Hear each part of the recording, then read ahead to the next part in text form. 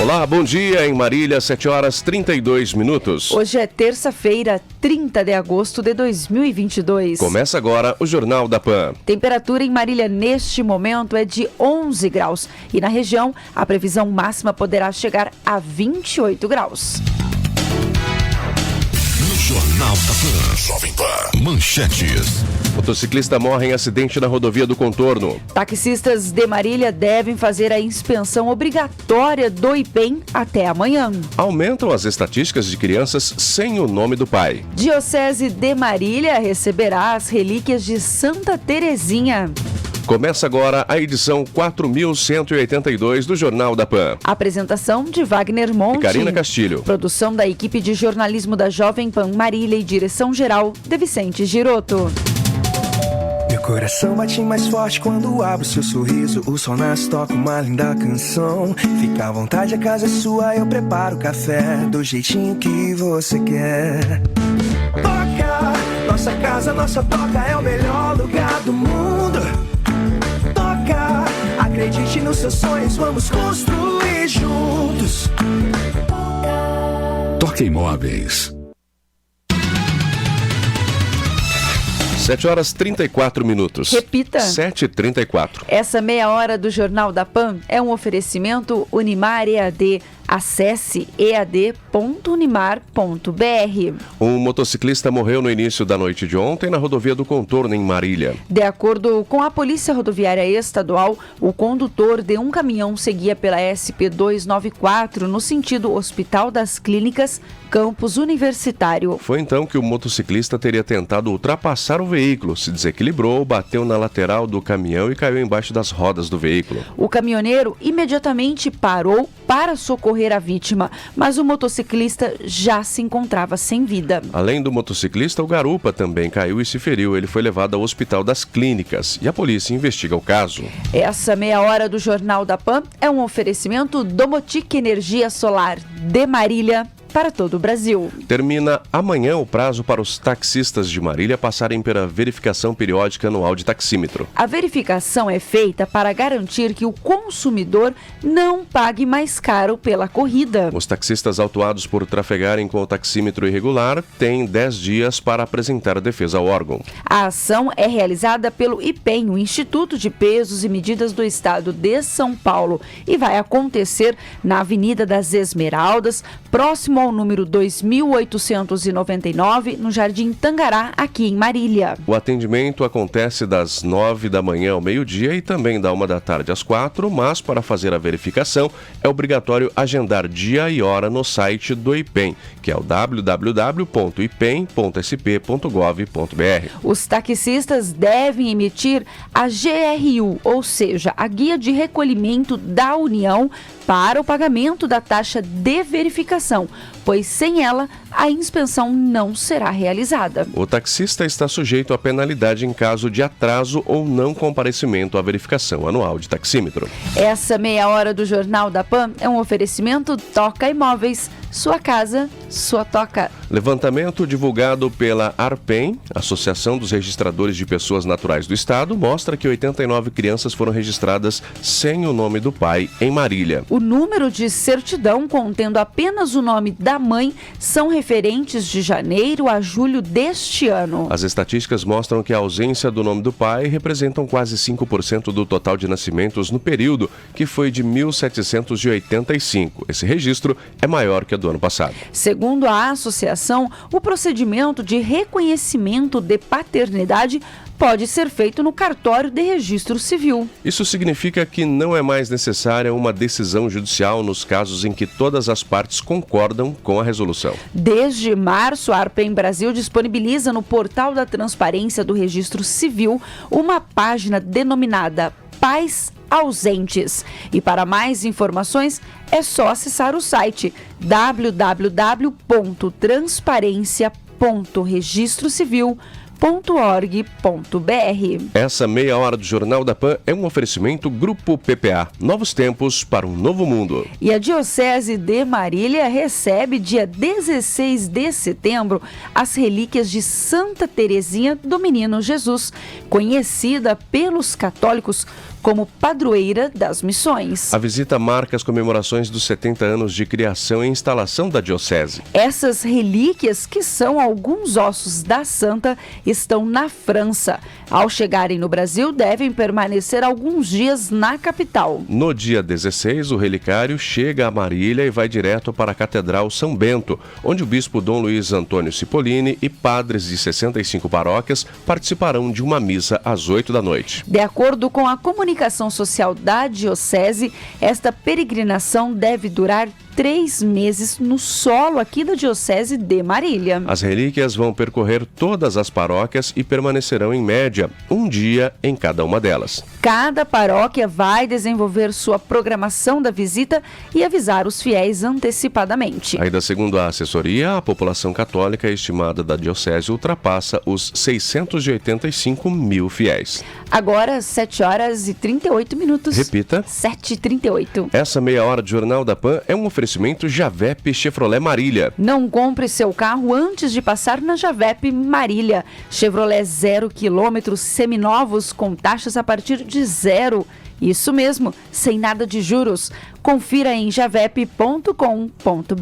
Faça parte do jornal que você ouve, opine, critique e participe com sugestões no WhatsApp 996725877 ou através do e-mail jornalismo@panmarília.com.br. Você também pode participar, curtir e acompanhar as informações e vídeos aqui do Jornal da Pan, através do facebook.com/jpmarília, do Instagram, @jpmarília e também em nossa página no YouTube, Jovem Pan Marília.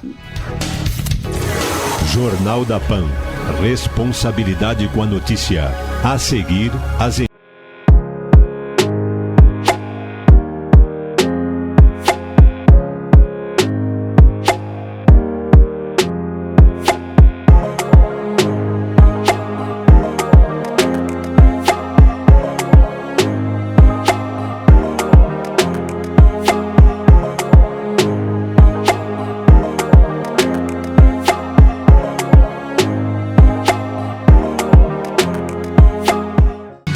Sete horas 44 minutos. Repita. 7h44. Essa meia hora do Jornal da Pan é um oferecimento Unimed Marília, cuidando de você. E daqui a pouquinho, aqui nos estúdios da Pan, Eduardo Kawakami, diretor da Rede Kawakami.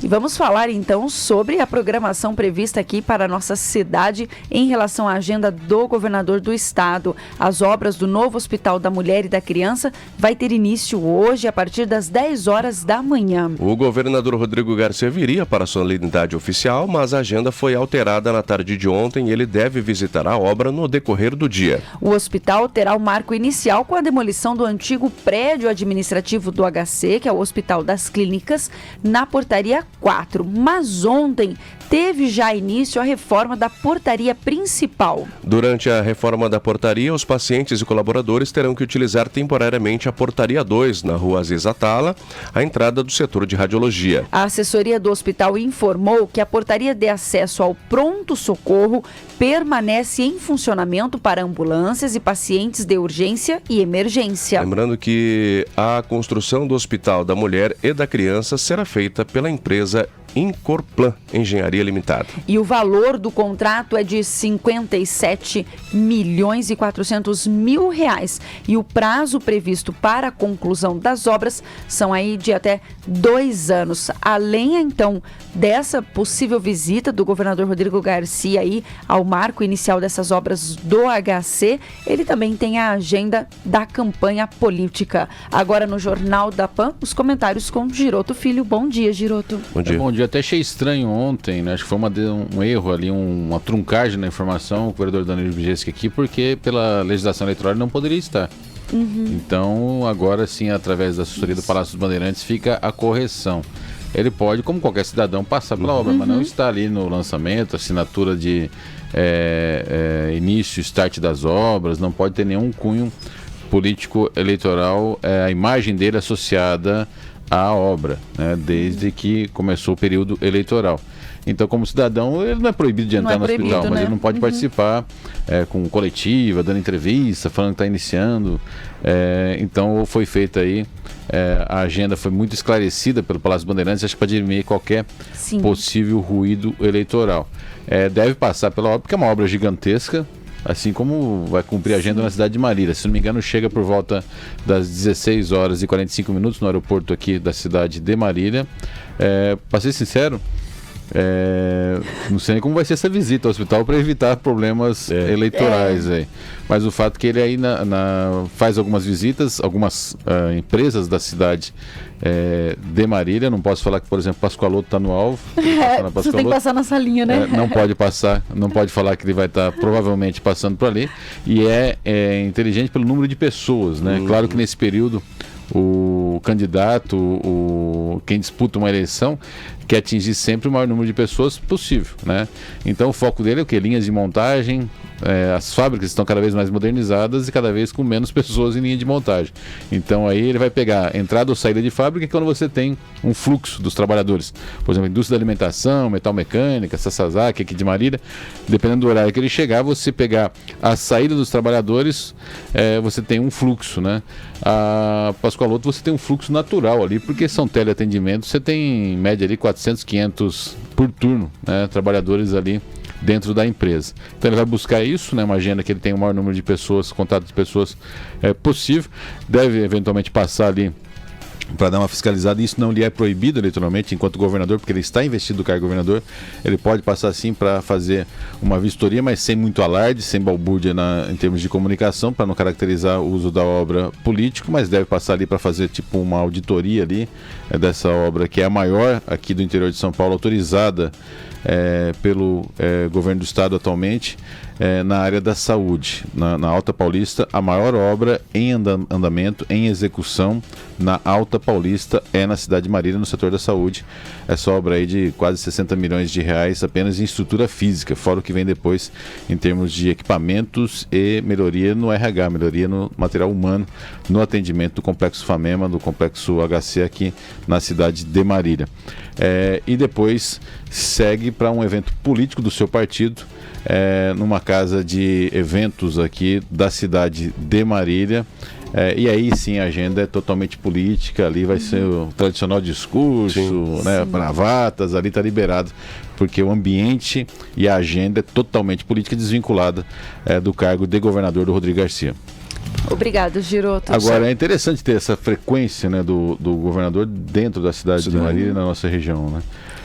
Eu me lembro na época do Alckmin tivemos aí, você andava pela rua, trombava com o Alckmin ali, né, uma padaria no centro da cidade, comendo pastel, e não só no período eleitoral, né, ao longo do mandato, mas nunca tão próximo Marília nesse eixo de poder, nesse link de poder, como está sendo agora com o Rodrigo Garcia. Teve um bom momento na época do Alckmin, mas essa relação do deputado marilhense Vinícius Camarinha com o Alckmin também tinha um ruído na pessoa do próprio Pedro Tobias, que disputava um nicho de poder e era vizinho aqui. Talvez se à época o poderoso Pedro Tobias, que era o poderoso, chegou a ser presidente estadual do PSDB, fosse do Vale do Ribeira ou da Baixada Santista, não teria esse débito local. Então esse eixo de poder nunca foi supremo, nunca foi tão mais forte, porque você tinha logo ao lado ali uma disputa de poder e de espaço através da liderança do Pedro Tobias do Bauru. Libanês naturalizado bauruense, brasileiro, libanês naturalizado brasileiro, né? Porque naturalizado é brasileiro, mas ali com toda a sua carreira em Bauru, na região de Bauru. E tinha sim, até hoje tem esse derby entre Bauru e Marília. Então nunca teve uma avenida aberta em termos de região, como está tendo agora com o Rodrigo Garcia e a vacância de Bauru. Bauru não conseguiu apresentar um sucessor ao Pedro Tobias quando ele deixa de disputar, ainda em 2018, a renovação do seu mandato na Assembleia Legislativa após, se não me engano, 4 ou 5 mandatos sucessivos. Então tem essa vacância de poder em Bauru, a ponto do marinense está ampliando a sua base até em relação a Bauru, Sim, dentro do seu partido, a sua atuação ali na região sempre teve ali Lençóis, Agudos, Pederneiras, que era sua prima, mas até a própria cidade de Bauru, ele está avançando a sua liderança por ausência, por vacância aí, da liderança que era exercida pelo Pedro Tobias durante quase 3 décadas aí na Assembleia Legislativa também. Com certeza, Giroto. 7h51. Ontem, alguns no meu Instagram, @GirotoFilho, fizeram o questionamento como que fica em caso de derrota do Rodrigo Garcia as obras do hospital. Alguns ouvintes eu não vi durante a entrevista aqui do Danilo Biges, que era uma pergunta endereçada a ele.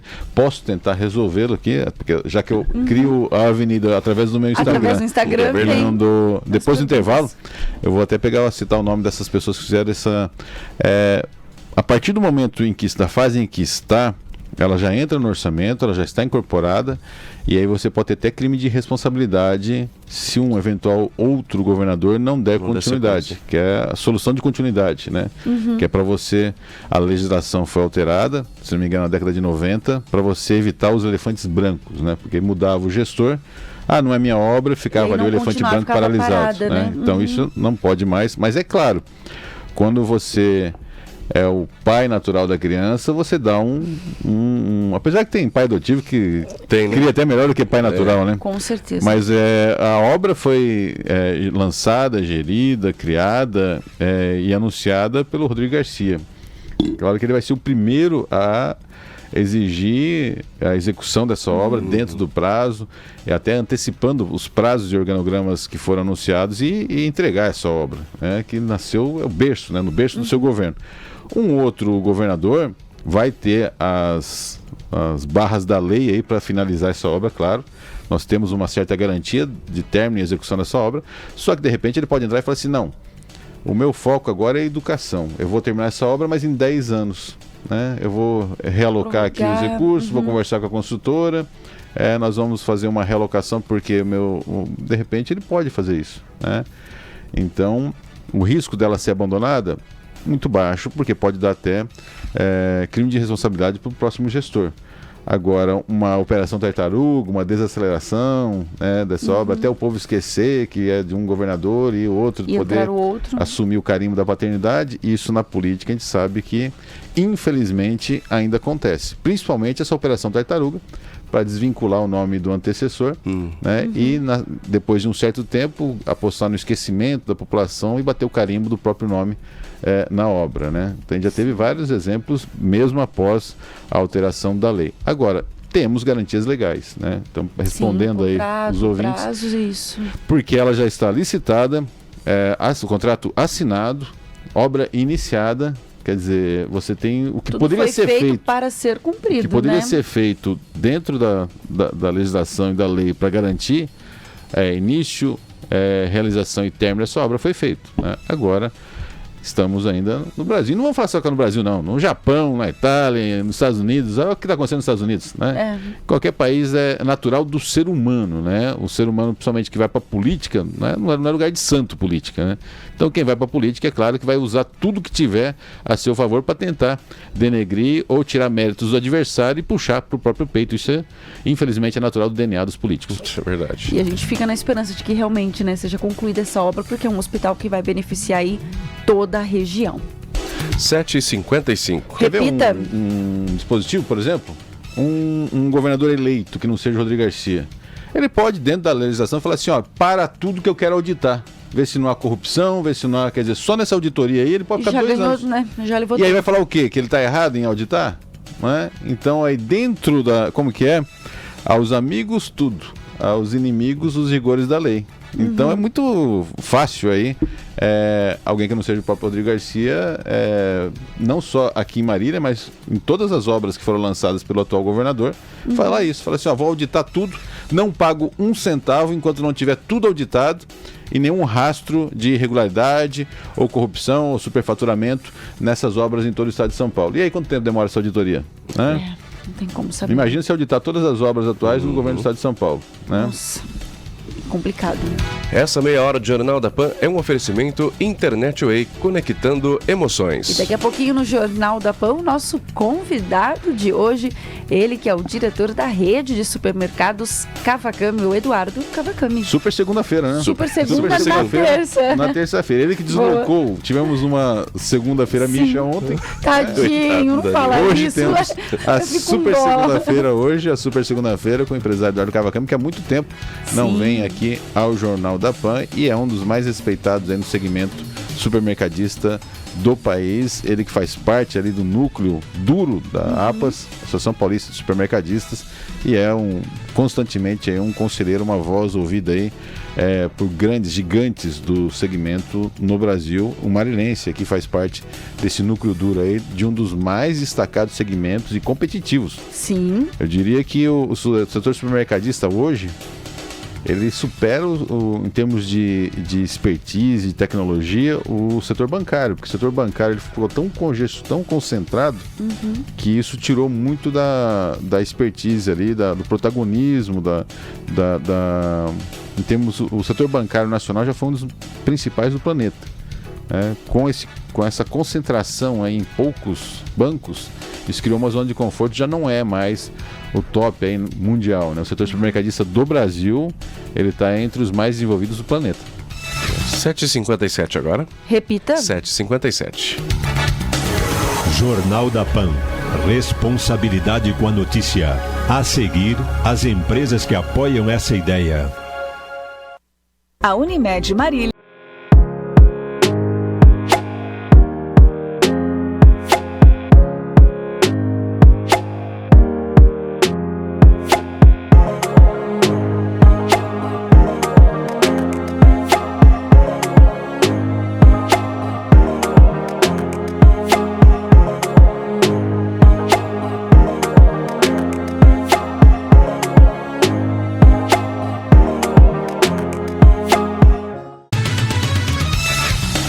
Agora 8h02. Repita. 8h02. No Jornal da Pan desta terça-feira, a super segunda Giroto Filho com um convidado especial, né? Já começa, mas também não vai mimando muito não, né? Não vai começa não, muito a falar. Alterou até a super segunda-feira por causa dele, né? Ele bagunçou a nossa produção, né? Mas conseguimos. Tivemos ontem a segunda-feira micha. Ai, Bijeski, é o Giroto falando. A segundinha. Olha as informações que o Bijeski trouxe ontem. Esse Giroto é fogo, viu? Mas realmente o nosso convidado de hoje bagunçou a produção, né, Giroto? E ele está aqui com a gente. Estamos recebendo o diretor da rede Cavacami. Na verdade é Kawakami, mas já acostumamos a falar Cavacami, que é o Eduardo Cavacami. Bom dia. Bom dia, Karine. Bom dia, Wagner. Bom dia, meu amigo Giroto. É um prazer estar aqui com vocês mais uma vez. Você acredita que até agora a gente não decidiu se virou super terça ou se é super segunda na terça? Mas vou colocar ao vivo, sim. Não dava agenda pra ele na segunda-feira. A gente falou, não, tudo bem. Então vamos na terça. Porque faz um tempinho que você não vem aqui ao vivo com a gente, né, Eduardo? Faz mesmo, hein, Giroto? Apesar que também estamos no processo de alteração de direção na empresa. Então a minha filha, acho que a última vez ela que esteve com você. Sim, nas últimas vezes, Bruno, a Natasha, quer dizer, já a terceira geração, né? Já tá deixa os jovens assumir os seus lugares aí de direito ali, né, Giroto? Então, mas quando eu conversei contigo, eu falei, a super segunda tem que ser o Eduardo Cavacami, né?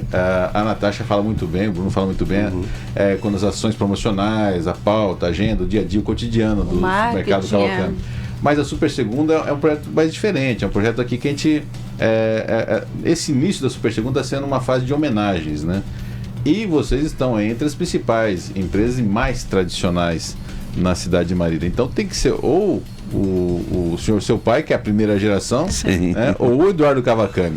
Aí o dia a dia a gente segue com a Natasha, com o Bruno, com o pessoal também, o Murilo, né? Que às vezes vem aqui também, pelo supermercado Cavacami. E até eu gostaria até de puxar por aí, porque...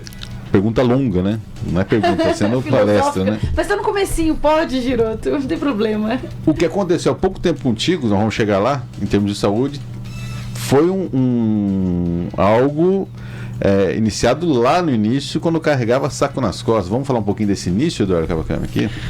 Eu acho que é bem, né, dentro dessa questão de época na vida da gente.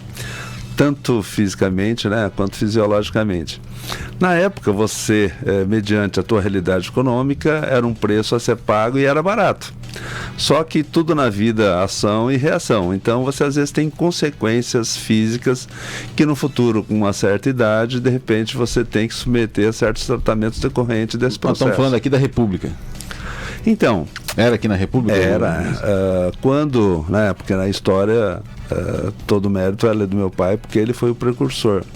Quando nós viemos, né, de origem de sítio, nós morávamos no sítio, e aí nós viemos morar ali na Avenida República 3089.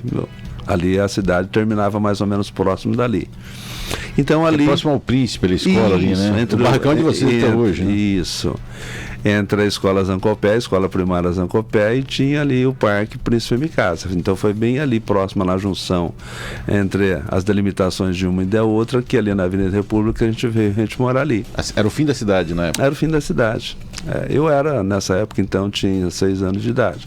E quando meu pai veio ali para a cidade, ele trabalhava no sítio, o que ele ia fazer na cidade? Mas meu pai entendia de que os filhos dele só teriam oportunidade na vida se os filhos estudassem. Então foi esse o grande mérito, e aí realmente ele veio para a cidade, colocando inclusive em xeque, e ele falou, o que eu vou fazer na cidade? Como não sabia fazer nada, e ele viu, uma vez ele foi na feira, e ele viu que as pessoas estavam comercializando lá laranja, pocã, ele falou, isso eu sei fazer. Então ele foi ser feirante. E nesse processo de ser feirante, ele comprava frutas, que é o produto mais barato, para vender na feira. E aí essas questões aí de produto, ele conseguiu e ele levava para o Paraná. Então, como ele levava as frutas para vender no Paraná, e o Paraná o que tinha às vezes para se comprar? Tinha feijão, então ele comprava feijão, um pouco do dinheiro que ele tinha lá, ele comprava e trazia o feijão para vender aqui. Então, peraí, diferente, ele já começou a virar um distribuidor ali. Eu não digo isso, porque ele comprava aquele pouco de feijão para poder vender. Aí ele saía marretando, vendendo, né, nos empórios. Então, a fruta ele buscava onde? Ele comprava aqui na região, porque aqui na região nossa, exatamente, mesmo. Toda a nossa região. E levava para vender no Paraná. Exatamente. Então essa isso que eu tô falando, não é aquele feirante tradicional que ia só com a barraquinha na feira, ele já começa a fazer agitado, ele já começa agitado. A gente foi colocando isso, aí transcorre alguns tempos, né? A questão cronológica. Você vai resumindo, né? Exatamente isso. E aí, quando realmente foi, ele conseguiu, então, construir um salãozinho ali na Avenida República, que ali era armazenamento, ou seja, armazenava, descarregava o saco de feijão para poder entregar. E ali, como tinha esse armazém, abriu-se uma cerealista ali de venda a varejo. E aí colocou feijão, arroz, batata e cebola, venda a granel, tá certo? E uma aí coisa é o início da operação do mercado aí. Então, é uma venda no começo. Mas né? aí tem que... exatamente. Como que era bem essa questão da mercearia, porque na verdade... Meu pai não ficava, meu pai nunca acreditou assim em varejo, então ele sempre estava essa questão de feirante, de ir até o consumidor. Até o atacadista. Mas eu tenho que render realmente mérito à minha mãe, porque a minha mãe é que ficava. Né? Então, vendia ali na concha, arroz, feijão, batata, cebola. Mas aí, automaticamente, o consumidor começava a pedir mais. Mas não tem um macarrão? Não tem um extrato de tomate? Essas coisas que foi devagarzinho agregando. Aqueles tem, mandava você de foguetinho buscar para buscar correndo e vender, né? Não, o que eu entro ali que era o seguinte, quando abriu-se, vamos dizer, ali o empório, eu tinha então 11 anos de idade. E aí sobrava, lógico, para mim eu ter que fazer entrega de bicicleta, porque no passado o consumidor, né, o arroz não era assim no pacote 5 kg, de 1 kg, de 2 kg, era granel. E aí o consumidor, por exemplo, comprava 30 kg, colocava a gente lá no saco e eu de bicicletinha ia entregar. Então é assim. Era aquela pá?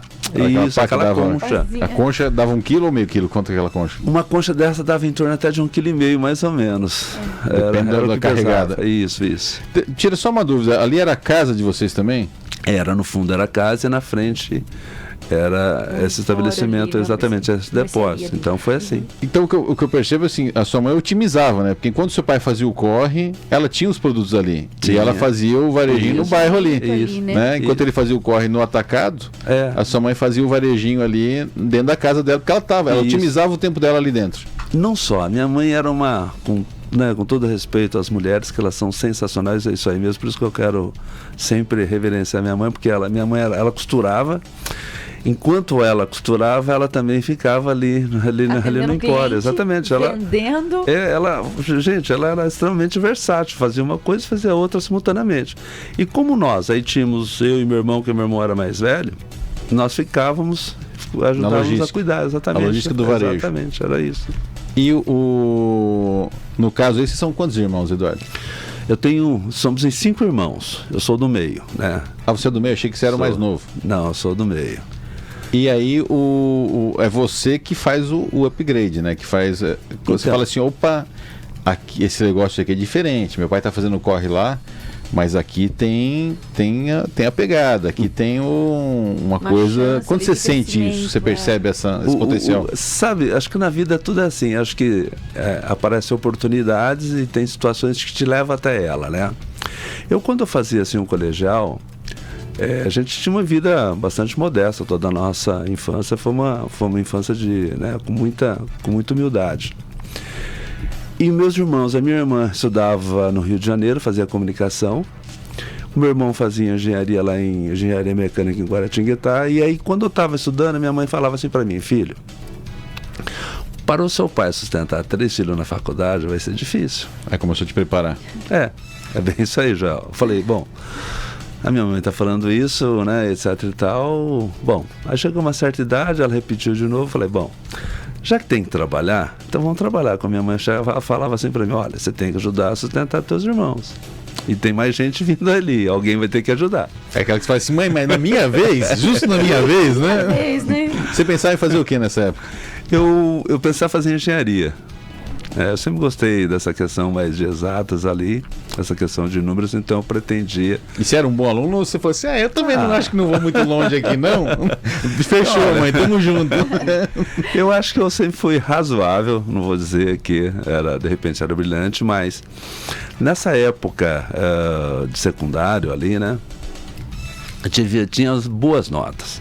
Inclusive, por exemplo, quando fui fazer o segundo colegial, para efeito eu precisava trabalhar, tá certo? Então eu fui estudar de noite. Já que tinha que estudar de noite, eu fazia a escola, eu estudava no Bezerra à noite, chegava em casa e estudava mais. Ou seja, para quê? Durante o dia eu não ia poder estudar mesmo. Para compensar. Para poder compensar. Então o que acontece? No segundo colegial, no terceiro do trimestre, eu tinha fechado todas as notas. Então, de um modo geral, dificilmente eu não tinha tirado até o terceiro trimestre 3,10 ou 2,10, 9, o máximo 8, entendeu? Mas percebe-se que ele sempre fazia além do que era pedido, do que era necessário. Então, mas porque a gente sabia. Mas você tem aquele tino, né? Porque a sua mãe fala isso, porque ela começou a ver a realidade. Ela tinha o orçamento da família na mão ali. Tinha 2. Embora a Guaratinguetá é pública, não é? Sim. Era engenharia mecânica da Unesp. E embora em pública você tem a despesa de manter os filhos fora de casa. Mas você, ao mesmo tempo que sua mãe fala isso, você se resigna ou você fala assim: não, aqui tem uma oportunidade? Exatamente isso. Quando eu estava mais ou menos nessa época, um pouquinho a mais, né, eu sempre achava que era o varejo. Mas na época, eu via de operações fora do estado de São Paulo, eu via que estava abrindo certas regiões do Brasil, como Rondônia, e eu tinha pretensão de repente, para essas regiões. Não. Vai dar certo aqui, Marília. Calma. Então, não vai para Rondônia, não. Calma, Eduardo. Calma.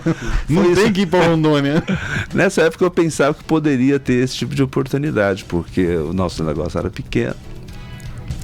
E eu via que, seguindo aquela linha, como meu pai gostava de vender, de repente, assim, cereais, eu achava que o valor, né, vamos dizer, o valor agregado não era expressivo, né? Então eu achava que era difícil você sobreviver mediante a tendência do que ocorreria no mercado, tá?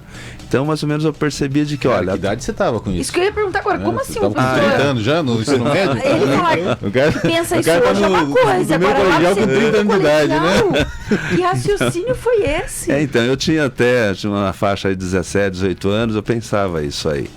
Então, nessa época eu programava a minha vida, já estava, já mais ou menos planejando quando é que de repente chegar aos 30, como que estaria mais ou menos organizada a situação.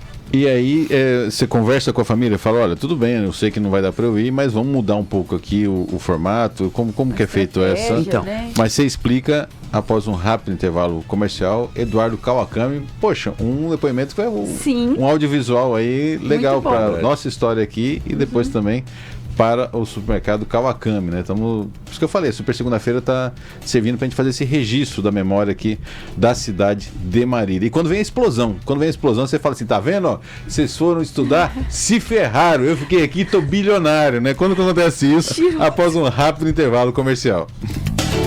Terça, a partir das 18 horas.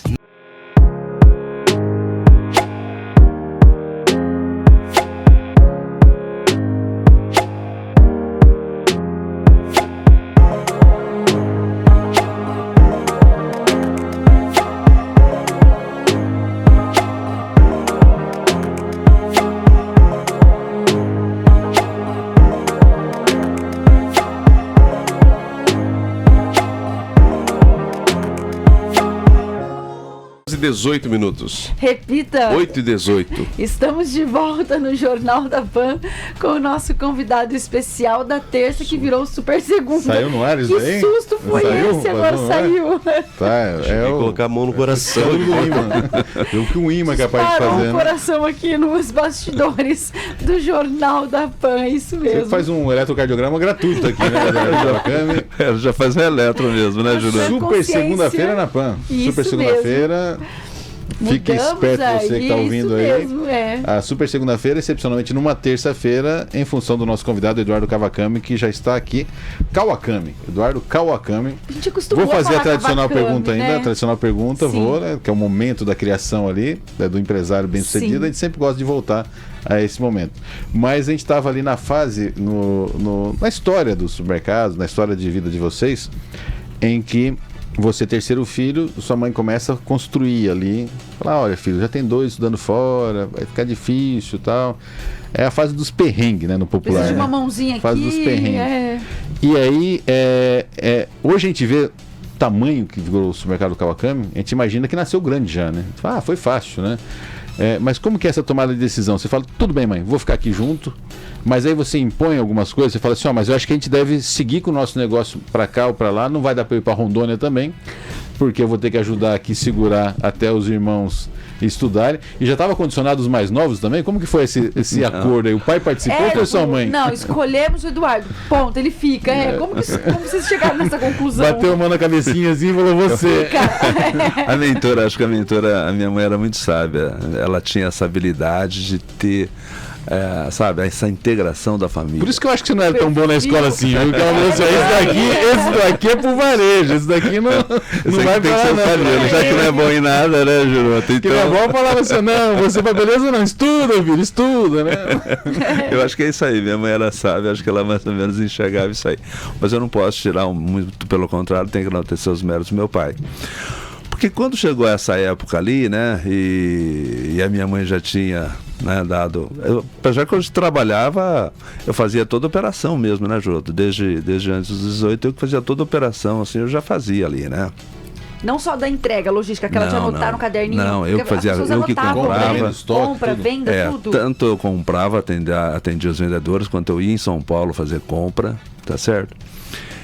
Aí, nessa época, então, o que eu pensava? O que eu consigo potencializar? Então, não só os cereais, que o volume, né, vamos dizer, não era assim expressivo, tá?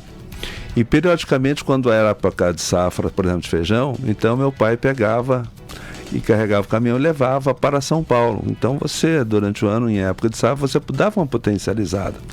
Mas essa potencializada, ela não conseguia, durante o ano, você diluir isso no ano, fazer com que, dentro de um calendário anual, ficasse, né, um potencial econômico satisfatório. Então, como eu atendia os vendedores, eu começava a comprar outras mercadorias e eu também saía para vender. Tá certo? Eu ia fazer a venda, o papel de vendedor, ia vendendo por aí, né? Fazia o campo, fazia o campo, eu não tinha nem cá, eu não tinha ainda habilitação, mas eu dirigia, eu fazia a contravenção, eu dirigia. Denúncia. Olha isso, vai ficar pra história. Tem um tio meu que dava carona pro delegado de pescar e não tinha carta. Né? Certeza Depois de uns 10 anos descobriu que ele não tinha. Mas vamos lá, Eduardo Cavacano. Então foi esse trabalho da gente poder agregar valor, agregando mais mercadorias. E quando chegou essa época, quando eu ia fazer o cursinho, eu já estava fazendo o cursinho, e aí a minha mãe pela última vez, falei, bom, então vou deixar de lado mesmo, porque acho que na questão de prioridade é a questão da família. Então eu declinei, falei, bom, não vou estudar tanto ali, e eu vou dedicar realmente ao trabalho. Então, sabe, era praticamente direto ali ao trabalho, estudava, mas não com foco prioritário a questão da dedicação ao estudo. Ele era o quê? Um atacarejo nesse momento ali? Não era assim um atacarejo. Ele era um varejão, vamos falar assim, dentro da figuração, e uma parte a gente tinha o depósito dessas mercadorias em sacarias, aí, em caixas, e que a gente sabe fazer essa venda. Mas aí quando foi que começou a sair o projeto da Nova Marília, das casas, né, do núcleo da Nova Marília, eu falei pro meu pai, olha, se eu vou ficar, meu pai, eu vou seguir o varejo. Não, tem que ser atacado. Meu pai, tem que ser o varejo, porque a gente pode buscar uma escala maior. Meu pai não acreditava. Mas ele teve Você já virou pra ele e falou assim, e aí, pai? E aí? O que o senhor acha? Aí eu ia conversando com ele, mas ele não botava muita fé. Mas aí um dia ele conversou com um amigo dele. E o amigo dele falou, mas eu acho que seu filho tem razão, né? Todo mundo chamava meu pai de Paulo. Mas eu acho que teu filho tem razão, Paulo. Eu acho que quem tá com razão era ele, não sei o quê. Aí ele amoleceu e aí começamos a procurar um terreno, então, para poder construir, um mercadinho, né? E ele queria achar que na época ali, então, era na Mendissá. E o valor do terreno ali na Mendissá era um valor mais agregado ali, ou seja, era mais caro ali. Aí eu andei com ele e falei, meu pai, não precisa ser tanto no foco, vamos, né? E ali na João Ramalho... Ele falou, achei a nossa Rondônia. Né? Mais ou menos assim mesmo, Giroto. Aí o terreno era mais barato e você conseguia viabilizar a compra. Então, quando nós conseguimos comprar o terreno, aí construímos ali o barracão ali, e aí montamos ali o primeiro supermercado ali na Zona Sul. Era no local que... Não, aqui antes, né? Não, era antes, ali na João Ramalho, 184, onde é o Banco do Brasil ali hoje. Começa ali. E quando o senhor conseguiu ali, com a família, montar, já veio com o nome Cauã-Cup? Como era chamado? Então quando eu ia instalar ali a unidade ali, eu ficava deliberando. Tá, olha, a gente vai colocar o nome aqui do supermercado Nova Marília. Aí meu pai falou, não, vamos dar nome ao nome, porque se você for ampliar... seu pai. Foi meu pai. Meu pai falou, vamos dar um nome ao nosso nome, ao nosso negócio, porque se ampliar, é o próprio nome que está vinculado. Né? E tradicionalmente no passado, vinculava-se muito ao nome. Então... Às vezes a gente toma certas decisões, mas você carrega depois também certas questões, né, Giroto? Tem um lado difícil também quando você carrega o nome ali. Mas quando você está com um princípio bom, né, você coloca o próprio nome. Quando não está muito bem intencionado, você pega asteroides, né? Porque você vai assim, não vou queimar meu nome, né? Esse negócio vai explodir mesmo, então põe aí. Bem isso. Põe Marte, você põe aí, né? Joga pra fora da órbita, né? Quando coloca o próprio nome, que você fala, não, aqui então a nossa vida tá ali, né? É bem isso aí mesmo, Giroto. Então foi nessa configuração que aí foi escolhido o nome, que foi sugestão do meu pai. Vocês chegam quase junto com a Nova Marília? Como foi? Você conseguiu ter esse time ou teve uma massa crítica, é o termo que vocês usam, né? Não, porque a nossa realidade econômica no passado era totalmente distinta ali, né, Giroto? Tá? No passado existia ali na Mendissá, já existia ali o supermercado o Pague Pouco, na Mendissá. E na própria João Ramalho, ali próximo ali do SESI, tinha lá o supermercado Picadão. Então a gente já tinha outros instalados ali, exatamente. Ali, né? Mas ali propriamente de frente ali, né, a Nova Marília não tinha. E aí quando foi que nós aí acabamos constituindo ali? Então, a Nova Marília já estava sendo habitada, estava sendo entregue? Estava começando. Estava bem no comecinho mesmo. Estava começando, terra ali, né? Isso, era tudo terra. Tudo terra ainda. Nós inauguramos ali num bar, ainda choveu ali, ainda jurou. Que beleza. Dá sorte, né? Dizem que é verdade. Parece que, né?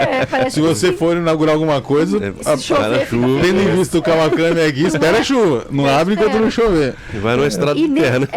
E ali já ficou mercearia ou ficou Não, supermercado? aí nós colocamos o nome do supermercado. Supermercado Aí mesmo. veio o nome do supermercado. Era um supermercado pequenininho, mas era. Se citou aí nessa fase, o varejo aqui local era dominado pela família Pague Pouco, né? Porque é sobrenome também Pague Pouco, não é? Não, ali era... Pague Pouco é sobrenome deles, não é?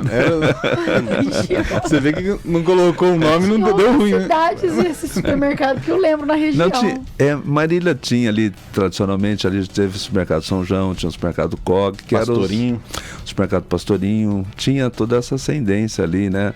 Tinha vários outros aqui já. Não tinha, assim, um domínio, então, era bem diluído. Era porque a questão do supermercado eram supermercados assim, menores, etc e tal. Então, as dimensões não eram no porte quanto é hoje, muda? né? O que era o setor supermercadista? Isso nós estamos falando em que ano? Década de 80? Começo dos anos 80. Começo dos anos 80. O que é o supermercado? O que é o varejo nesse momento? Ele já tem açougue, padaria? Como que ele é montado? Em Marília, na verdade, a questão de padaria, só tinha 2 supermercados que tinham padaria, que era o Pastorinho e tinha o Pão de Açúcar, que era aqui na Castro Alves. Nenhum outro tinha padaria, tá? Quando nós constituímos, montamos esse pequeno supermercado, tinha o açougue, mas não tinha padaria pela própria dimensão. Mas quando nós ampliamos a loja, que fomos até a esquina, que é a segunda fase ali do supermercado, aí nós instalamos a padaria. E ali na Zona Sul tinha poucas padarias, então quando montamos a padaria, inclusive foi um sucesso. E toda aquela pesquisa dos equipamentos, porque você vai atuar em certas áreas, você tem que estudar, né? Acho que tem que conhecer. Então fui pesquisar essa questão de padaria e fiquei sempre apaixonado por essa questão de produção. Acho linda essa questão de você, né, multiplicar e gerar, etc e tal. Então, o que o japonês entende de padaria? Fosse português, fosse italiano, né, Giroto? Não. Mas aí quando justamente isso, a senhora, sua mãe, contribuiu com alguma receita da família ali ou não? Já contrataram mesmo um padeiro e deixaram tocar? Não, a minha mãe realmente, né, a minha mãe era sensacional, ela tinha toda essa questão de fazer essa inteligência emocional e tudo mais, né? Mas propriamente nessa questão de produção, não, ela não tinha, porque também não, né, essa questão de pão, os japoneses não têm o hábito de consumir assim os pães e tudo mais. Não esse pão ocidental que a gente assim o conhece, né? Mas eu fui atrás, sim. Achei um excelente profissional lá na época e a gente foi estudar, né? Foi praticamente uma inovação. Foi. O Pão de Açúcar não chamava Pão de Açúcar, era Santo Antônio nessa época? Não, era Pão de Açúcar mesmo. Depois voltou a ser Pão de Açúcar? É, porque ele passa por outras bandeiras e depois ele volta a ser. Eu achei que ali fosse quando a rede Santo Antônio é vendida que o Pão de Açúcar volta. Não, aí depois posteriormente veio o Santo Antônio, que o Santo Antônio era uma rede lá de Bauru. Sim. Né? Eles vieram, se instalaram ali, onde até hoje atualmente o Pão de Açúcar. Mas o Pão de Açúcar no passado ficava ali, próximo ali nos prédios que era do Conde Matarazzo ali, das indústrias Matarazzo. É uma coincidência, então, histórica. Isso. Onde ali até um correio, aí depois acho que o Wilson acabou comprando e transformando aí o imóvel para locação. Comprou tudo, né? O Wilson realmente é um grande... Quase falar onde o Wilson comprou, porque ele comprou tudo aqui em Marília, né? Até não precisamos marcar uma super segunda-feira com ele também.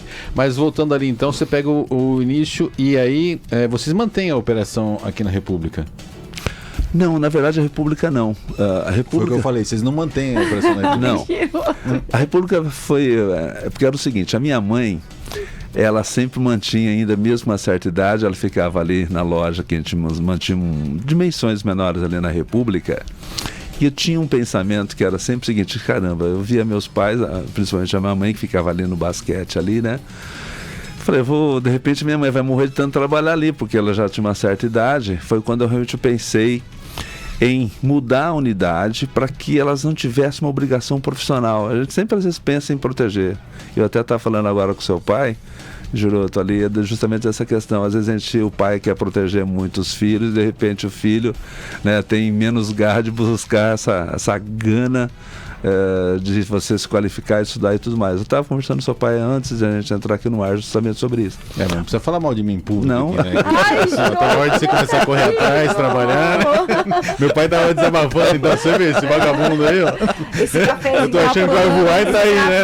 Tá até hoje embaixo da minha barra da saia aí, né? Esse cafezinho tem que ser gravado, Giroto. Mas então, Giroto, você realmente... tem essa visão do filho para cuidar do pai, aí né? você tirou a empresa dali para sua mãe não ter obrigação obrigação. Exatamente. Que é poder aliviar. É o soldado no quartel o tempo todo. Ela ficava no quartel o tempo todo ali, né? E aí o que acontece? Acaba cerceando certos horários, certa liberdade de poder se dar o luxo de poder fazer outras coisas que não seja só trabalho, né, Juroto? Então foi nesse processo que aí, então, desativei a loja ali. Mas na época, a gente já estávamos conversando ali com o investidor na época lá, de repente ele tinha um terreno, ele quis construir um imóvel lá, e aí construiu o Cabelocano Imóvel, onde nós temos a nossa loja lá na Zona Norte, lá na Rua Tomás Alcalde. Foi aí que eu fiz a transição, e aí com um propósito, principalmente foi essa questão pessoal, de conseguir proteger um pouco a minha mãe nesse sentido. Mas Zona Norte, agora vamos começar a falar da fase de ouro, né? Da fase de ouro, porque a Zona Norte vem depois, né? Vem depois. É Tupã, foi falar sobre Tupã. isso. Hoje, 8 lojas, o supermercado Kawakami, e eu até brincava, né?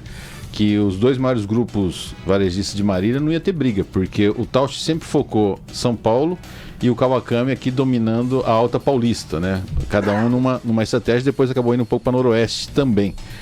Foi combinado entre vocês, mas a gente fala sobre isso após um rápido intervalo comercial. Hoje, 8 lojas do supermercado Kawakami. E também, eu sempre cito aqui o Eduardo, é claro que ele não vai falar porque é humilde, né? Mas o Eduardo é uma referência dentro do setor supermercadista nacional. É uma espécie de consultor do supermercadista. A gente vai falar um pouco sobre essa atuação dele também dentro do setor, do segmento do supermercadista, dentro da entidade APAS, após um rápido intervalo comercial. Cirúrgica Via Saúde.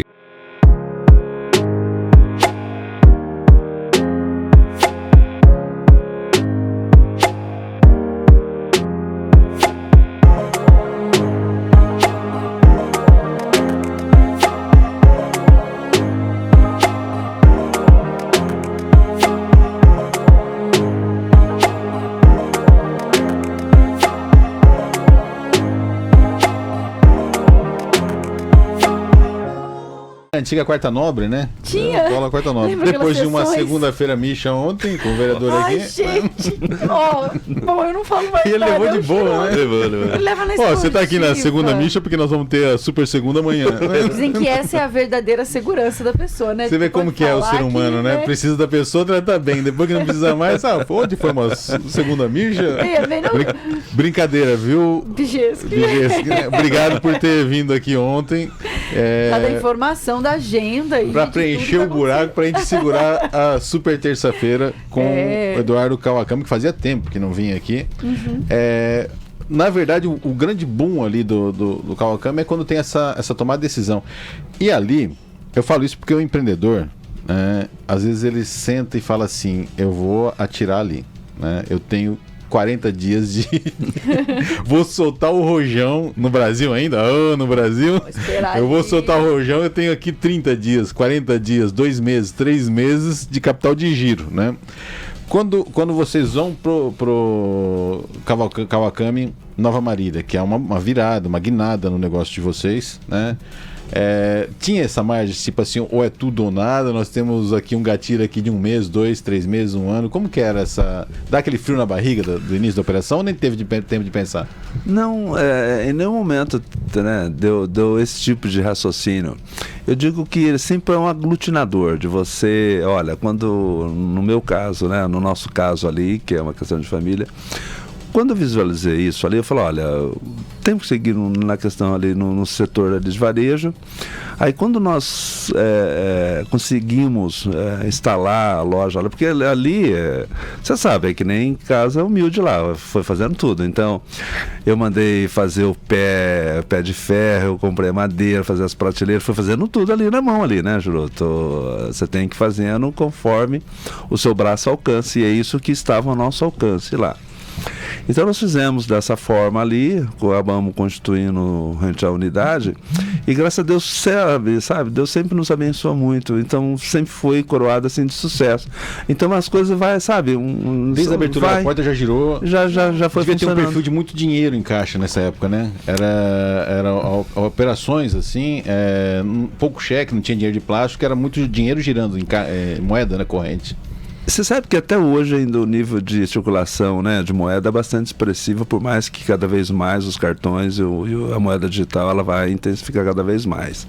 Mas sim, na época não tinha essa amplitude, né, de outras moedas, então sempre, vamos dizer, movimentava-se fisicamente em papel moeda e tudo mais. Mas também, no passado funcionava muito cheque, o crédito trabalhava muito questão de tinha cheque. crédito também, a venda ali? Tinha, sempre tinha, né, assim, né, Juro? Não, eu ia perguntar isso, porque você tem algum momento que você faz a chuva de dinheiro, que é gostoso, né? Você fala assim, olha, você chegar no final do caixa e gostei dessa pergunta, Giroto. Você começa a ficar feliz, né? Você vê que tá dando certo, né? Quando a pessoa joga, né? Você sabe que se a gente fica assim, determinado à questão do trabalho, o prazer das coisas, sabe, Giroto? De verdade, e sem ser demagógico, olha, nunca foi pensando assim no dinheiro, mas no trabalho de ser feito. Então, de você, sabe, olha, você tem aquele plano de você poder executar, de você poder buscar negociação, o que você pode fazer de melhor.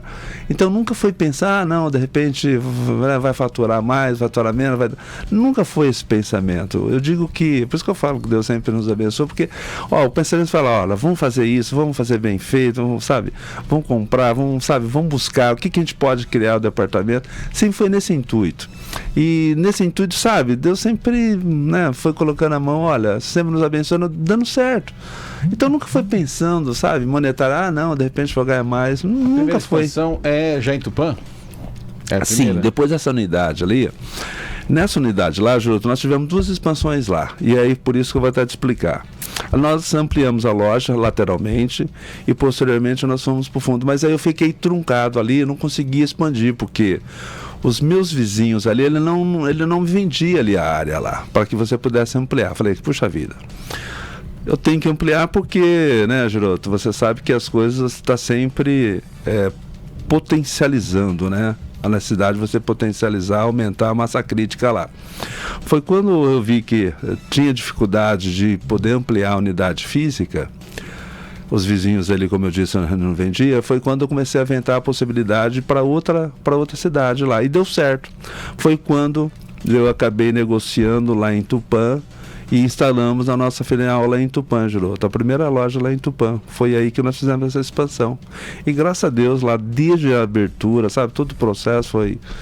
Né, foi logística, tudo funcionou. Funcionou você chegou tudo com a direitinho. loja própria ou vocês chegam na oportunidade de comprando outra? Não, lá foi o seguinte, lá no passado já tinha sido acesso no passado, e lá tinha uma loja que era São Conrado, que por consequências de uma decisões e outras, lá o Júlio Pires lá, ele acabou me vendendo a loja lá para mim, tá certo? Era o antigo SESI lá então? Foi o antigo SESI, e aí o dono do imóvel, que era o Júlio, e ele deu continuidade ao SESI lá. Que é aquela loja no centro, ali, próximo a Tamoios ali.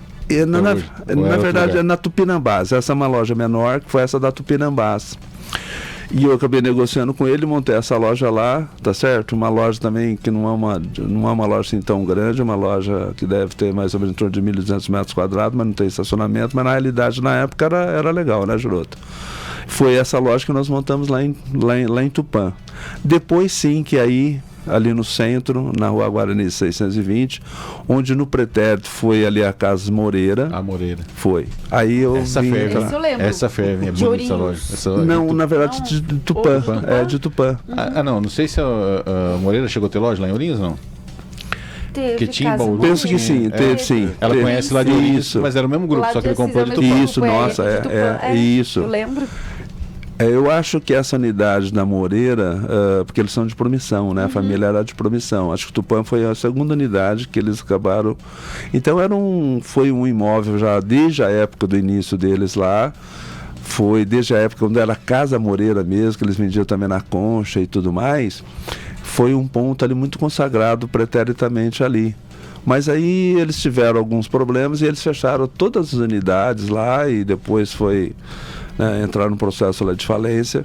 E quando a loja ficou fechada ali, foi quando eu acabei conseguindo entrar naquele imóvel ali, eu acabei alocando o imóvel lá e montando a loja. Depois acabei comprando o prédio ali do próprio banco ali. Então foi esse processo que nós entramos lá em Tupã, lá, Juroto. Então Tupã foi inicialmente uma escolha, depois a oportunidade do imóvel aí do Moreira. Eu achei que vocês tinham chegado já comprando Moreira lá em Não, Tupã. não foi, porque ele estava em processo judicial e não havia possibilidade ainda de compra.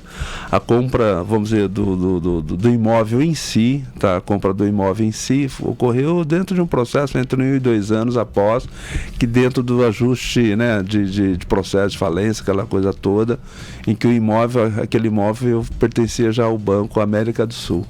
É difícil para um pai falar assim, meu quarto filho, quinto filho é o que eu mais gosto, tal, né? Mas há sempre um carinho, acredito que deve haver um carinho muito especial pelo Kawakami Sul, né? Que é o boom ali, né, do grupo, acho que ali, começa ali, né? Eu sento ali a minha casa. Não é o começo, mas é o assim, boom, né? É quando dá o upgrade ali, né? Então, eu acho que foi o fator inicial, o startup inicial, enquanto varejo, loja ali de varejo, então, né, foi a fase embrionária, foi ali, né, Juroto? E aí eu vou fazer diferente a pergunta, né? Porque aí Paraguaçu, Bastos, Penápolis, né? Sim, e Lins. A sequência foi Lins. Tupã, depois foi para Bastos, Paraguaçu, Lins e Penápolis. Essa foi a sequência. Mas aí eu vou mudar, vou falar assim, qual que foi a mais surpreendente, né, dessas operações? Não estou falando que é a que você mais gosta, né? Mas a que mais surpreendeu, assim, você falou, poxa, é claro que se você está investindo é que você tem a partir de uma pesquisa, uma análise, tudo, né? Mas qual que foi a mais surpreendente, assim, dessas praças? Olha, você sabe que nas cidades que a gente realmente está, é aquilo que você falou, olha, são realidades distintas de cidade. Por exemplo, eu tenho um carinho muito grande por Tupã, porque Tupã não é uma cidade assim tão grande, ela está em torno de 60 mil habitantes, mas ela sempre nos acolheu tão bem, sabe, com tantas amizades ali, e, né, nossa base ali, os clientes, puxa vida, é uma cidade que eu tenho muito carinho mesmo, Júlio. Lógico que eu tenho aqui também Marília, tem Tupã, mas eu, por exemplo, Bastos é uma cidade que ela é menor ainda, Bastos deve ter aí com seus 17 a 20 mil habitantes ali, mas é uma cidade extremamente acolhedora. É uma cidade, não porque é uma cidade que tem uma colônia nipônica bastante grande lá, mas o que eu posso dizer lá, Giroto, é o seguinte: como tem muitos empresários ligados ao agronegócio, das granjas em si, é um pessoal que tem um nível de consciência comunitária muito grande, então eles proporcionam para que a cidade acolha bem, né, a sua população em todos os níveis, nível de educação, sabe, de todos os outros cursos extracurriculares de afazeres, né, como o beisebol, o próprio judô, e sabe, filosoficamente é um pessoal que faz um trabalho que é sensacional, Geroto. Então, por exemplo, quem acaba morando lá, sabe, os seus filhos são muito bem acolhidos nessa questão de valores, sabe, de ter mais o que fazer, fazendo com que sabe, o seu currículo, não só aquele escolar tradicional, seja muito preenchido. Então você permite com que nas famílias, sabe, você tenha o seu filho muito bem amparado. É uma coisa que, sabe, a gente falando, eu acho que tem que ressaltar isso, porque é feito com que, tá? Por exemplo, você tem aqui também em Pompeia, você viu o que a família Nishimura proporciona àquela comunidade. É sensacional. Eu digo que Bastos é uma coisa semelhante, com uma intensidade de mais dividido, pessoas. Né? Mais dividido, mais comunitário, né?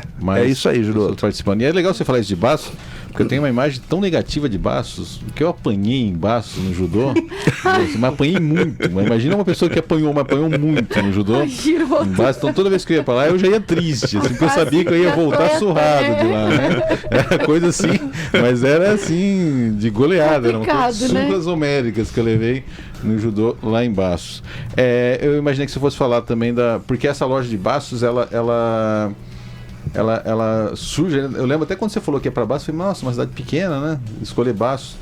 Mas ela nasce grande, absorvendo a cidade, pegou na veia dentro da comunidade e pegou a região para lá também. Né? Olha só o que aconteceu. Eu vou até falar algumas particularidades, foi bem assim, Giroto.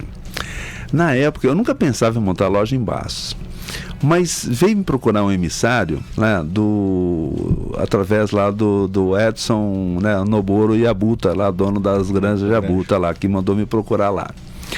Olha só o nível de consciência enquanto cidadão do Noboro. O Noboa, ele sempre quis presentear essa questão da cidade, ou seja, o que ele pode fazer enquanto cidadão para que a cidade tenha uma qualidade melhor, sempre. Sensacional isso aí, Giroto.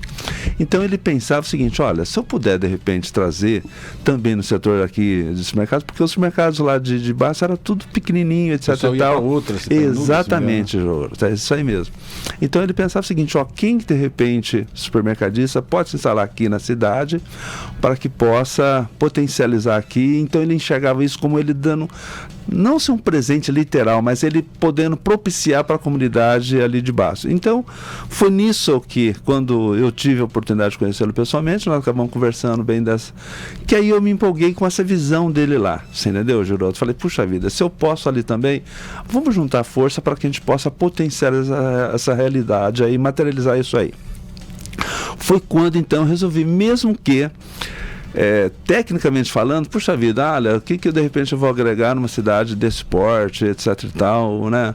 Mas mesmo contrariando, né, de repente, esses dados técnicos ali, olha, desde o início também foi um sucesso, Giroto, assim como as outras unidades, por exemplo, de Paraguaçu também, mas essa questão particular ali de Bastos foi nessa visão ali que o Noboa acabou conversando comigo ali também, e essa junção minha e dele lá, acabou dando tudo certo. Tem muito assunto, né? Tem muito assunto. A gente tem que falar de APAS, que eu falei que é o segmento, né? A atuação do Eduardo Kawakami como dirigente aí é respeitado dentro do setor nacional de supermercados. Próximas expansões. Isso. Quem está no foco aí. E também, não vou deixar de falar aqui, o perrengue que você passou aí em termos de saúde. Porque eu falei no início, a primeira pergunta minha foi até capciosa, né? Porque tirou seu raciocínio da história do Kawakami, que é o problema de saúde que você teve, que foi em consequência de carregar saco lá quando você era moleque, quer dizer, veio a conta agora há pouco tempo. Vamos falar sobre isso após um rápido intervalo comercial, até porque a história é boa, o final é bom, dá pra gente falar, né? Então trazer também essa superação que você passou recentemente aí, em plena pandemia, cuidando da coluna, já ao vivo aqui no Jornal da Pan.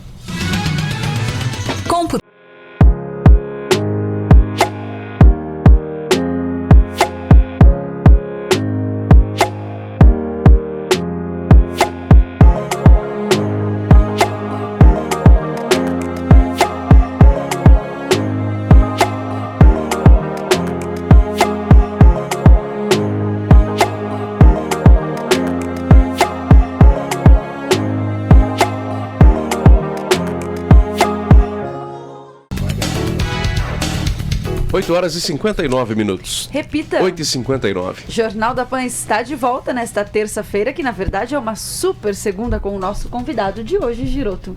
E eu vou pedir para vocês depois avaliarem a próxima segunda-feira, se podemos colocar super segunda. Né? Se a gente coloca alguém para segurar, né? Paloma Libânio, o Complexo HC. Que bom. A próxima segunda-feira já está agendada. Em função do momento que estão passando aí, nós vamos ter uma super segunda-feira dedicada ao Complexo muito bom. HC Famema. Que essa super segunda-feira, né? Ela foi agora receber o título 60 e poucos milhões, né? E essa super segunda-feira dessa semana, falando um pouco da história da nossa cidade. Os dois maiores grupos supermercadistas de Marília são hoje o Grupo Tausch e o Grupo Kawakami. Os dois maiores grupos supermercadistas da cidade de Marília. E a gente tem que render homenagem e estender tapete vermelho, porque a gente fica... Vocês faliram o Walmart aqui. Vocês pararam pra pensar isso? Conseguiram, o Walmart faliu aqui em Marília. Vocês faliram o Walmart, né? Conseguiram. Vocês colocam... Tem um troféu na prateleira assim, ó. Falimos o Walmart na cidade de Marília. Show, Walmart. Aqui o jogo é bruto. Até isso daí é pergunta de dia a dia, não vou usar hoje, nós estamos seguindo essa parte da história. Um dia eu quero fazer um programa sobre isso daí, se vocês colocaram na prateleira, né? O troféu ali, falimos o Walmart em Marília, que começou por aqui. Depois outras lojas fecharam, mas uma das primeiras a ser fechada, que era a pior também, ao longo de toda a sua trajetória, foi a pior loja no combo do Walmart no Brasil, era a cidade de Marília. E aí é legal porque a população começa a ver, né, a qualidade do que ela tem de serviço, né, de atendimento e preço, todo o combo, né. Mas a gente estava falando de um momento de perrengue ali, que envolve ali o empreendedor, ele se acha um pouco super-herói, né? Ele se acha imbatível, ele se acha invencível. Ali que veio durante a pandemia, um lapso ali de finitude, você fala, poxa, eu sou humano, né? O perrengue que você passou ali com problema na coluna, Eduardo? Não tem essa leitura, vamos dizer, nessa configuração. O que acontece é o seguinte, eu sabia que eu tinha um problema na minha coluna, eu já tinha procurado alguns profissionais, né? E nunca associar essa questão de repente, olha, de repente você é imortal, como o espírito é imortal, eu sempre acredito nisso aí, tá? Mas essa finitude, não, em nenhum momento eu acabou pensando. Se tinha um problema, eles falavam que era o quê, Eduardo? Eu já tinha procurado profissionais, eu sabia que tinha um problema, que mais cedo ou mais tarde eu teria que tratar. Mas aí, conversando com meu irmão, que ele é médico, então ele pediu para que, de repente, eu ouvisse a opinião de 2 médicos lá em São Paulo, lá, na qual ele acha que são especialistas nessa questão pescoço e cabeça, né? Mas quando eu estive com o profissional indicado lá pelo meu irmão, ele falou, olha, Eduardo, por mim você não volta mais para Marília, você já fica internado aqui em São Paulo. Falei, doutor, mas eu preciso voltar, porque eu não vim nem preparado para isso, né? Então você tem esse choque, às vezes, de realidade, olha, peraí, você está com um problema e você tem que tomar certas decisões ali. Aí o profissional médico na qual você foi, né, na qual eu fui, ele falou, olha, Eduardo, fica aqui, etc e tal, e vamos fazer a cirurgia. Não fiquei... O cara pegadinha, falou, não, doutor, para, você está brincando comigo, né? Então, quando ele fez, e nos profissionais que eu tinha me passado, ele estranhava porque eu não tinha assim um sintoma nessa gravidade lá. Foi esse quadro que eu tinha. Mas quando eu cheguei a falar, Eduardo, realmente é sério e não vamos correr o risco, não. Vamos minimizar o risco aí. Eu acho que exatas é sempre isso, né? Qual, de repente, é o coeficiente de risco lá.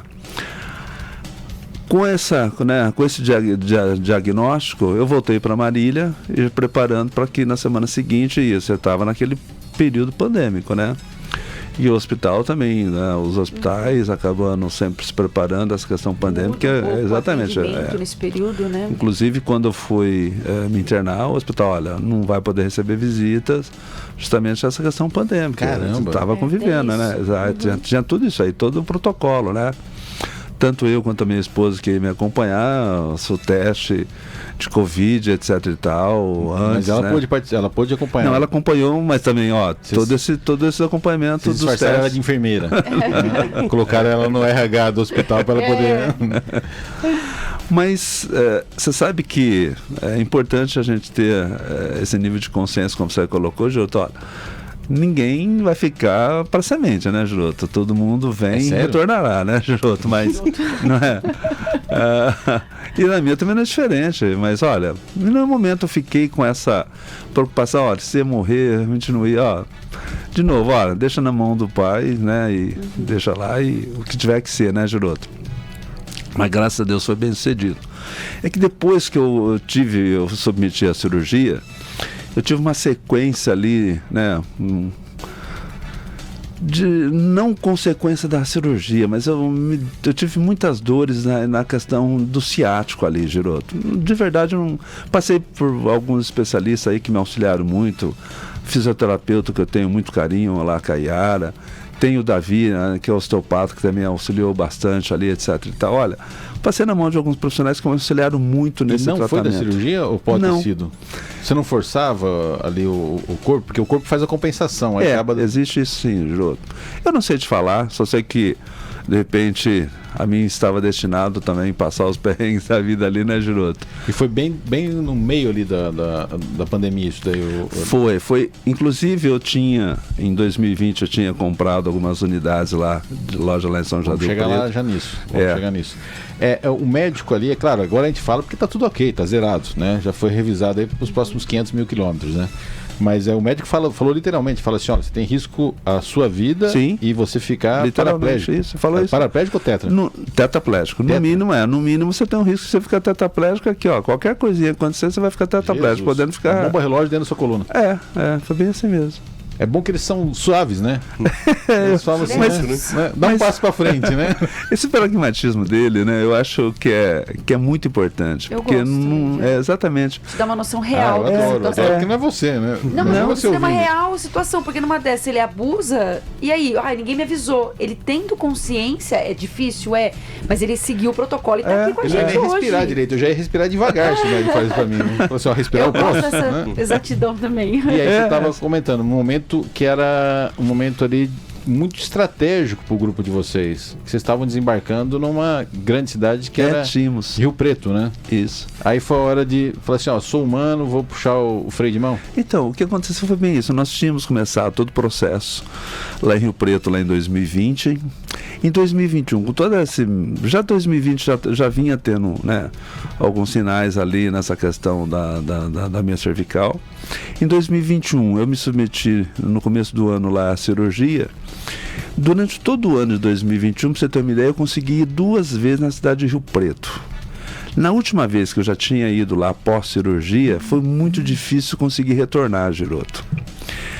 Hoje, à frente da empresa, já está minha filha Natasha, ela quem é a diretora, na verdade, Giroto, ela que toca a operação. E como eu estava naquele quadro, eu falei, puxa vida, né? Se acontecer de eu morrer, eu vou largar um problema para minha filha, Giroto. Eu não vou largar a solução, eu vou largar pepino para ela, coitada. Eu tenho toda a minha equipe profissional, tenho que enaltecer, porque não é uma equipe grande, mas é uma equipe de verdade, de muita qualidade, Giroto.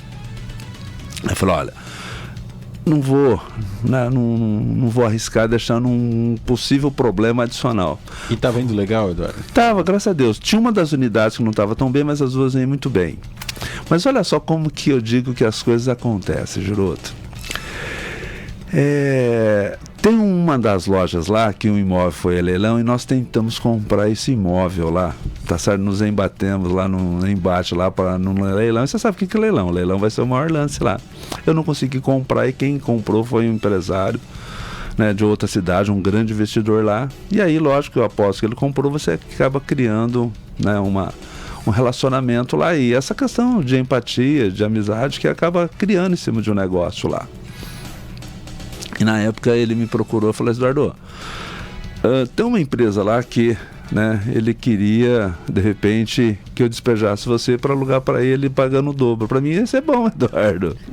É só o dobro, Eduardo. Só o dobro, Nós estamos juntos, irmão. Os negócios.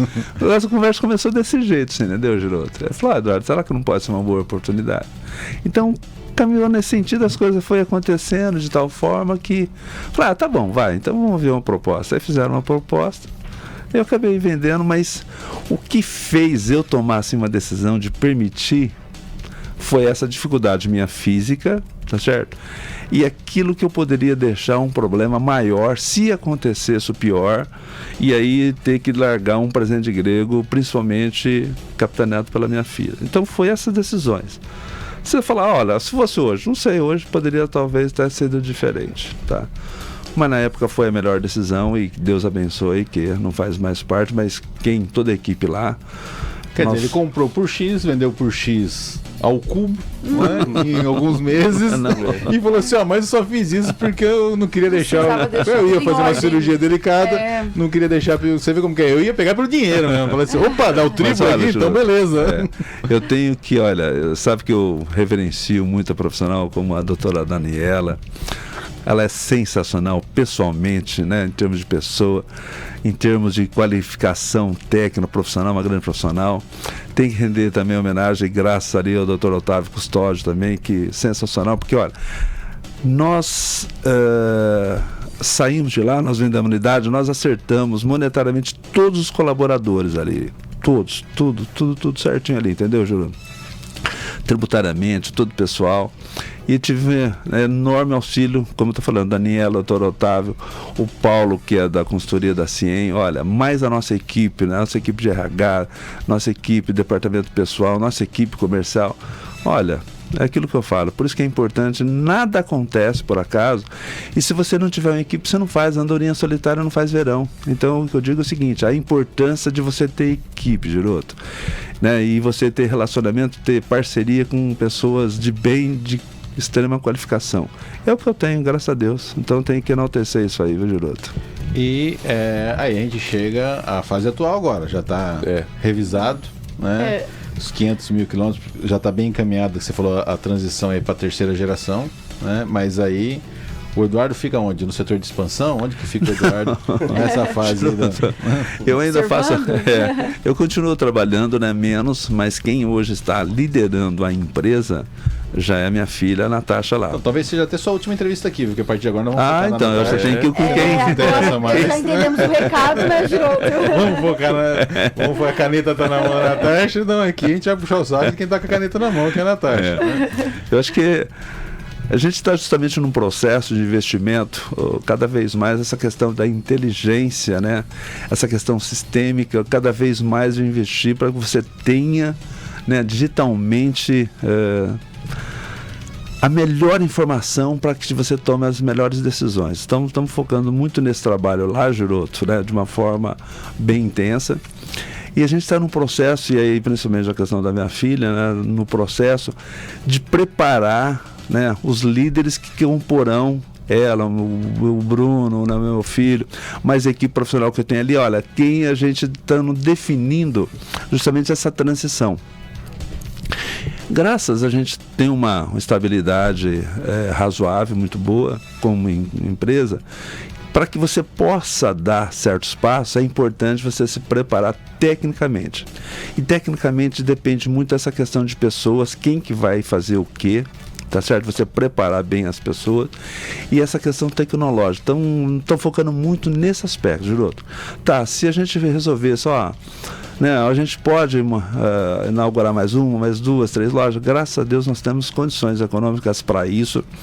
Mas eu acho que todo passo que você vai dar à frente é importante você estar muito bem estruturado nessas questões. Então, a preponderância de pessoas qualificadas e essa questão da inteligência, eu acho que é preponderante. E a minha filha, que ela está à frente de toda essa questão, ou seja, já desenvolvendo, né, tudo esse trabalho para que a gente possa seguir em frente, né, Giroto? Mas eu digo que... Deixa eu ver se eu entendi, porque muitas vezes a expansão não é expansão, é inchaço, né? A operação incha. Tem que tomar muito cuidado. Vocês estão mais preocupados com o posicionamento estratégico do segmento, do setor, do que com um inchamento ou uma expansão. Quando ela é bem sucedida, a expansão realmente. É um momento mais de posicionamento estratégico do segmento supermercadista. Acontece o seguinte, Joto, bem dentro dessa linha mesmo, porque a gente segue, né, nessa perspectiva do que acontece.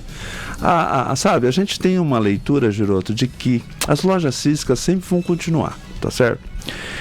Mas a importância de que você tenha sistema cada vez mais, hoje com a inteligência artificial, de você ter informações, qualidade de informações, e como você poder tratar isso aí. A gente sabe também que cada vez mais você vê que o comércio eletrônico ela tende a caminhar fortemente. De repente Marília é uma cidade de 250 mil habitantes, é diferente de uma capital de São Paulo, que de repente tem hipoteticamente lá 10 milhões de habitantes, são realidades distintas. Mas enquanto empresa, o que você vai querer para a tua empresa, em qual linha nós vamos poder atuar ali, tá certo, Giroto? Então tem que estar muito bem calcado nisso aí, Giroto. Na pandemia os supermercados eles viraram centros de entretenimento, né? Porque o ser humano precisa ver ser humano, né? E chegou a minha esposa numa loja de material foi no Didi Parafuso, lá onde estava aberto, parecia que ela estava no shopping center. Porque a pessoa quer ver coisa diferente. Até o vendedor falou assim, calma, dona, né? Não tá né? Porque não tinha, né? E os supermercados vão ter esse perfil de centro de entretenimento, centro de atividade social, porque eu gosto de ir no mercado por causa disso também, para ver gente. É ali que eu fico sabendo dos perrengues, sabendo o que está acontecendo, fofoca, tudo ali. De alimentação no supermercado. Ele vai ter esse viés, porque o digital, tudo bem, para quem quer só comprar, mas é um centro, a loja física é um centro de relação social, entretenimento e experiência também de compra. Eu acho que é uma somatória disso tudo que você está falando, porque eu entendo mais ou menos o seguinte, em termos do que é o supermercado. Como você bem falou nessa questão pandêmica, você vê que o papel social que o supermercado exerce, e respeitando todas as outras atividades de comércio também, mas como eu atuo no setor de mercado, eu vou falar especificamente do nosso setor. Você vê qual a responsabilidade social que nós desempenhamos. Você imagina como de repente passamos perrengue, Marília não fechou, mas teve cidades que de repente houve a necessidade, por obrigatoriedade aí da lei municipal, de você fechar estabelecimento. Vira um caos. Nós tivemos a oportunidade de ver cidade que virou um caos porque o consumidor não conseguia comprar, né, a sua alimentação, a sua higiene, porque não é só a alimentação, a questão da higiene é preponderante ali, né, Juroto? Então todo esse conjunto, você vê que numa situação dessa, onde vai o nível de estresse, ou seja, o racional dá ao lado emocional, o pessoal vira, de repente fica num estado bastante assustado e gera perrengues mesmo, viu, Juroto? Então veja que, aliado a isso que você está falando ali, Josi, você vê essa responsabilidade social de você conseguir proporcionar, tá certo, ao consumidor, levar ele as melhores opções de produto, preço justo, ali você, como você bem colocou, de você levar realmente, ter num local onde você possa ter esse prazer das pessoas poderem vir ali, para poder interagir, como você falou, nós humanos somos sociais, né, Juroto? De você ter uma boa experiência, assim, entendeu? Sabe, esse conjunto. Agora, você vê também que nós estamos num processo, cada vez mais os jovens estão muito digitais. Eu não sei se esse consumidor vai ser igual a esses nossos hábitos. Então eu acho que vai ser uma integração cada vez maior, não só, eu acho que vai ser sempre uma somatória. Enquanto, de repente, você pode ser um comprador digital em alguns segmentos, outros você quer a experiência física, esse conjunto, eu acho que, sabe, esses modelos híbridos vão evoluir fortemente. O que vai, sabe, com certeza, não acredito que alguém tenha como cravar o que vai ser uma coisa, tá certo? Única, como não acredito que será única. Mas esse conjunto, nunca, né, acho não que sim, nunca, né? Você tinha lá as ansiedades de quando você montou a loja na Zona Sul, hoje você tem as ansiedades, mesmo com 8 lojas aí em várias cidades aqui da nossa Alta Paulista, além de Marília. Quer dizer, sempre é moto contínuo, né? Sempre ansiedade, TV, porque quem chegou, pegou a Nova Marília, não, pegou no momento certo. Porque quando você dropar na onda, quem chega muito cedo também quebrou. Não é só porque está tendo um bairro novo gigante que você vai se dar bem, né? Quem em outros bairros grandes, quem chegou muito cedo, faliu, quebrou, né? Então, quer dizer, sempre ter essa ansiedade e tentar antever o que vai acontecer. Essa é a vida do empresário, né? Eu acho que não só isso ali, Juroto, mas você vê que a gente está num ambiente e como de repente o ambiente interfere. Nós estamos aqui no Brasil, graças a Deus, o nosso clima aqui está bem, mas você vê que a gente está acompanhando pela imprensa de que a Europa está vivendo o maior verão das últimas décadas, assim como China. Ou seja, o mundo passa às vezes certas ebulições que isso interfere a realidade de nós aqui vivemos aí em certos locais, né, Juroto?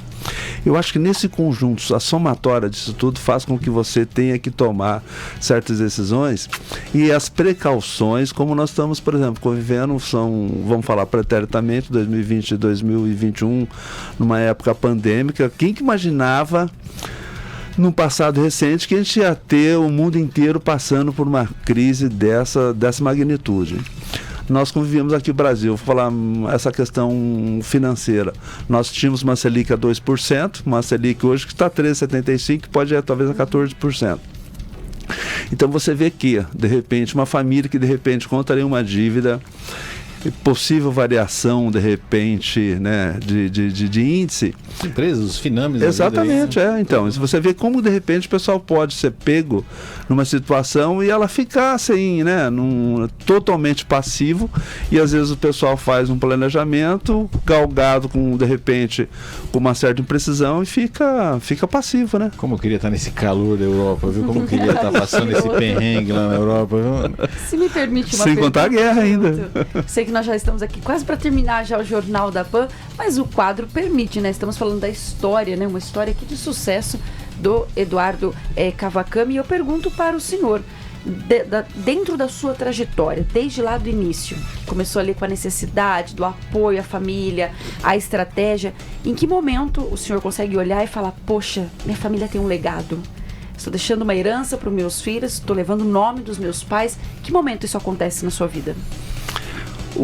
Você sabe que para mim é sempre uma questão, dia após dia, de você estar fazendo o que é certo hoje, né? A gente sempre está consultando, olha, o que nós temos que estar fazendo Porque a gente não precisa tanto só para a gente, mas a importância da gente estar num coletivo. Então, primeiro, uma responsabilidade, primeiro, essa questão da família, né, de você ter uma responsabilidade da grande família, de todos aqueles que trabalham com a gente e as suas famílias. Então você vê que a dimensão de responsabilidade, ela muda, tá certo, Giroto? Você tem esse nível de responsabilidade e todas aquelas pessoas que você está atendendo bem, aquilo que você possa, né, proporcionar.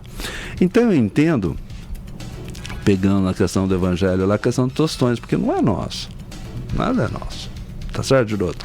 A gente vem do jeito que a gente vem, a gente vai um dia, né, com a graça daquilo que você constituiu no estado mental e aquilo que é na questão de coração, questão de valores lá. Não é verdade? Não é porque você possa ter um pouquinho mais que você vai, não, vou comer 2 pratos hoje porque eu posso mais. Não é isso, tá? E não é isso que dá satisfação. Dá satisfação é você fazer alguma coisa bem feita, tá? É isso que é o prazer das coisas, de você poder materializar. Então a gente sempre está pensando, ó, o que nós podemos fazer melhor? Aquilo que faz você levantar da cama, não é de você lá, ó, vou ganhar tanto no dia. Você nunca pensa nisso aí. O que a gente acaba pensando é o seguinte: temos um trabalho pela frente, ou seja, temos um desafio, vamos à luta. Eu vou refazer a pergunta da Karina Castilho. O menino ali, que você tinha 11, você falou, quando começou ali na República ali, perto da escola Príncipe Mikasa ali, né? 10 para 11 anos ali. Esse menino, em algum momento falou assim, porque no nosso índice aqui, você já está entre os 10 homens mais ricos de Marília, né? Aquele menino lá da República pensou assim, falou, eu vou estar na lista dos top 10 dos 10 mais ricos de Marília. Teve algum momento que passou pela cabeça ali? Giroto, eu digo o seguinte, só no pretérito lá, quando eu era assim, adolescente e pós-adolescente, que eu falei para você que eu tinha meus 17 aí, 18 anos, que eu tinha planejado a minha vida, mas é isso que eu quero falar. Não adianta a gente querer traçar excesso de planos materiais e, na verdade, a gente depende do que o divino está nos preparando. Quando eu tinha 21 anos, eu sofri um acidente de moto, tá? E eu me lembro que eu estava no hospital, eu falava pro médico, engessa aí que eu preciso trabalhar. E o médico dava risada. Bom, aí depois ele veio com uma furadeira, furou minha perna, que precisava tracionar. Né?